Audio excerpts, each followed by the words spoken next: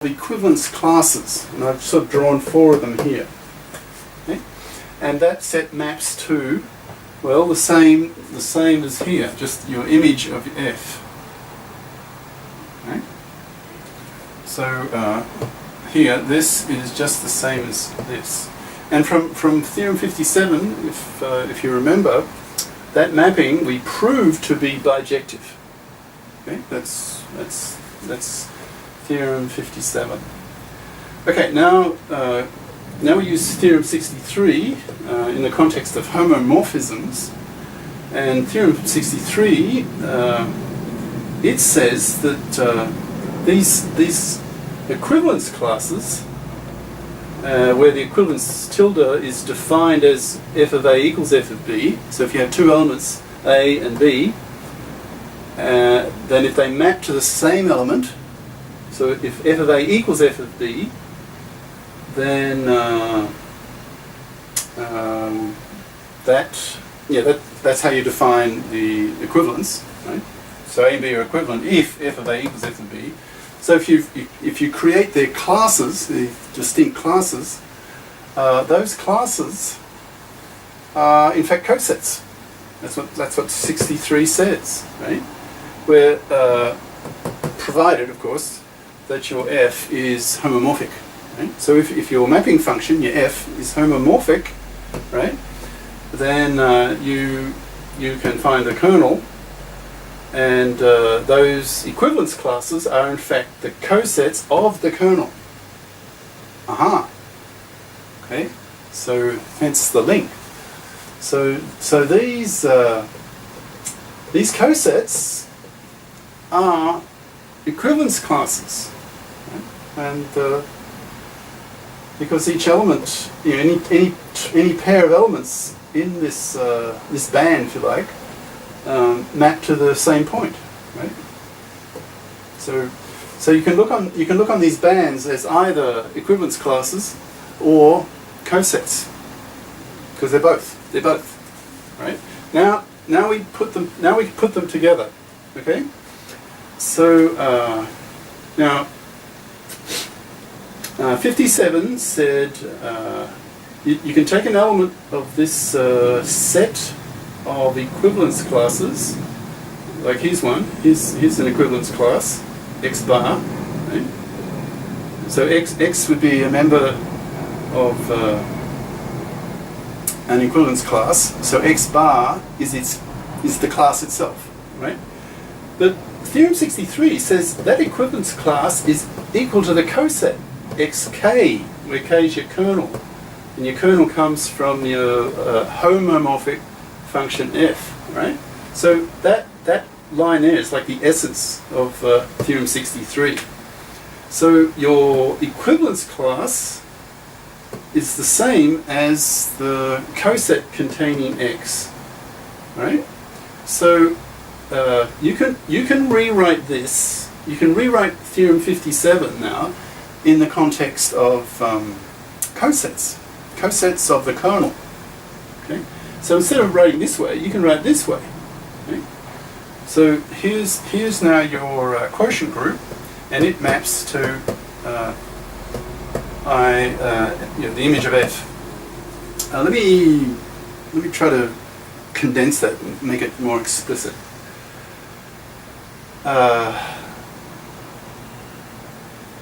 Okay.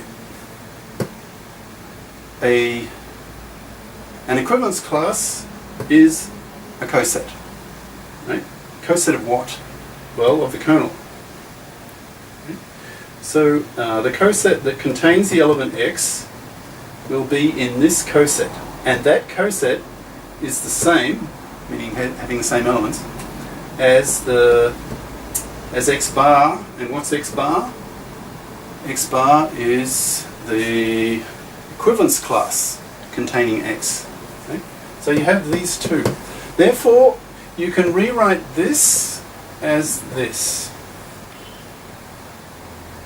because this is about the set of equivalence classes, and this is about the set of cosets. But a coset is an equivalence class. An equivalence class is a coset, right? So this and this, same thing, effectively. right? So they both map to the image of f. Now from theorem 57, we know that mapping, which is this mapping, it's the same thing, it's the same mapping, right? Because the elements of here and the elements of here are the same. They're the same elements. You can look on them either as an equivalence class, or you can look on them as a coset, right? Set of cosets. But they're mapping to the same thing. Now from theorem 57, we know that mapping, because it was proved in theorem 57, we know that mapping was bijective. Okay? Therefore, this mapping is also bijective, because it's the same mapping. Okay? So it's bijective. Now we're trying to prove an isomorphism. So how do you, I mean in general, go back to the lecture on isomorphism. How do you prove that a mapping, well, how do you prove that two groups are isomorphic? Well, you have to show the mapping is bijective, and you have to show the, well, what we're now calling the homomorphism property. Before I was calling it the f of mn thing. Right? So we're halfway there already, because we already know this mapping is bijective because this one is, and this are the same. Right? So we know this is bijective. That gets, in a sense, inherited from theorem 57. So all we have to do now is prove the other part, the f of mn thing, or what now calling the homomorphism property. So we just have to show, in a sense, f of mn equals fm fn. Right? So that's what we now need to do. And if we can show that this mapping here, which maps this into this, if we can show that that mapping is homomorphic, then we've proved this. Then we know this mapping is isomorphic, because it's bijective and it will have the homomorphic property. And those two together, those two properties, are needed to show that two groups are isomorphic. Alright, so it boils down now to showing that this mapping has the homomorphic property. In other words, f of mn equals fm times fn, in a sense, from earlier lectures. Okay, so let's try to prove that. So here's effectively our fmn. So this mapping here, I'll just call it theta. So it's just a function, right? A mapping function. So theta of two cosets, right? Xk is a coset, Yk is a coset. Now, if you remember, the binary operation on two cosets has this property, right? Which your binary operator you get from your original G.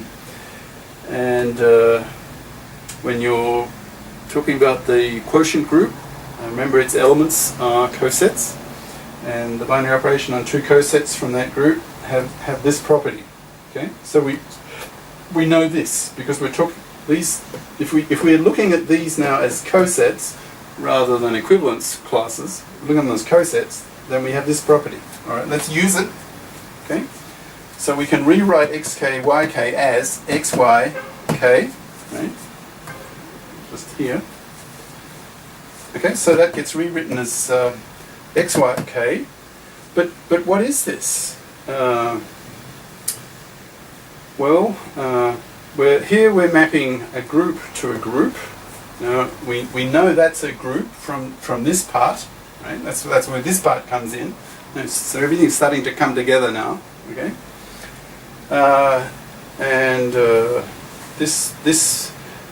that's from mapping a group to a group. So how do you map an element to an element? If you take an element of this, that will be a coset, right? Well, here's a coset, just random coset, xk, let's say. It's an element of your quotient group, okay? And we're going to map it to some other element in this target group.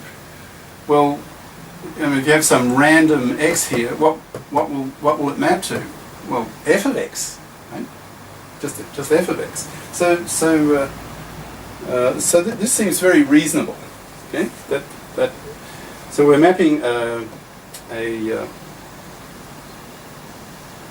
coset. We're mapping random coset into an element of your image of f, right? One element. So that seems reasonable. Okay, so that means that we can rewrite xy of k as f of xy. Right? So if you've got xy here, well, you have xy here. And we do have xy here, so we have f of xy. But we know that f is homomorphic. Okay? Therefore, we can rewrite f of xy as fx fy. But what's fx and fy? Well, we can use this. We can use that. Right? So we can rewrite fx as theta xk, and we can rewrite fy as theta yk. Right? And there it is. There it is. Look, now we've got theta xk yk is equal to theta of xk theta yk. So we have the homomorphic property. Right? So this mapping theta is homomorphic, and we know it's also bijective, right? And therefore this mapping theta, between this group of cosets and this group of the image of f, this target group here, we know that mapping, this theta, is isomorphic.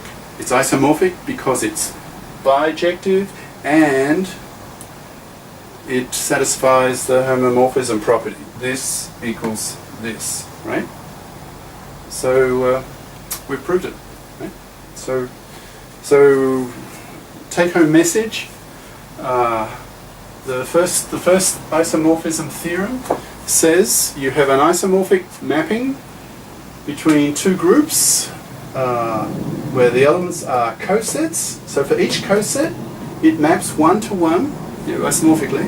It maps to an element of your image of f. These elements of the image of f, they're all different f's of something, like f of x. Like this s here is f of x, and this t is f of y, and this st is f of xy, and so on. Right? So intuitively, just remember that the first isomorphism theorem is mapping one-to-one cosets to f of x's, if you like, image elements. Right? What's the end of this session? Next session will be 4 examples of what you can do once you have this theorem, and then after that a few examples of problem solving. Okay, I'll stop there.